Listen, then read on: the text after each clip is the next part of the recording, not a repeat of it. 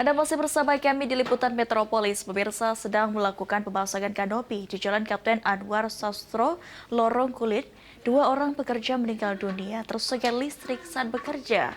Selanjutnya pihak polisi yang datang ke lokasi kejadian mengevakuasi korban dan melakukan olah tempat kejadian perkara.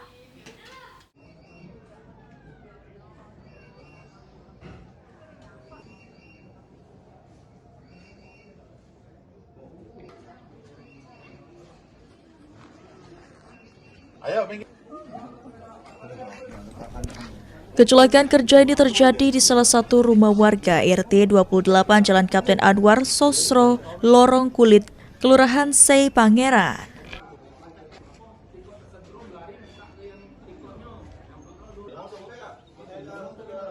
Dua orang pekerja yang sedang memasang kanopi rumah diduga terkena sengatan listrik hingga meninggal dunia di lokasi kejadian.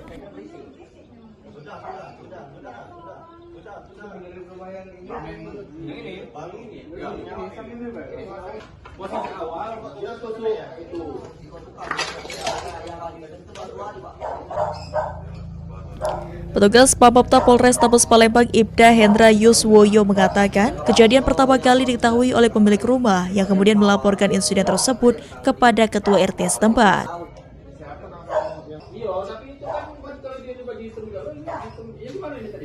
Dugaan sementara insiden terjadi akibat korsleting listrik saat kedua pekerja sedang melakukan pemasangan kanopi. Petugas kepolisian yang tiba di lokasi langsung melakukan olah tempat kejadian perkara serta mengevakuasi korban.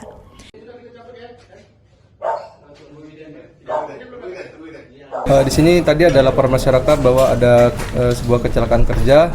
Untuk dugaan sementara tadi terjadi korsleting listrik. Ada berapa korban? Ya? Untuk korbannya terdiri dari 2 orang, sudah kami evakuasi ke Rumah Sakit Bayangkara.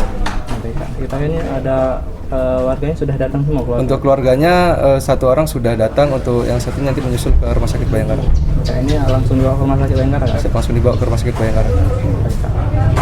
Itu dari nama-nama? Untuk identitas sudah dikantongi semua, sudah ada identitas semua seperti KTP dan lain-lain.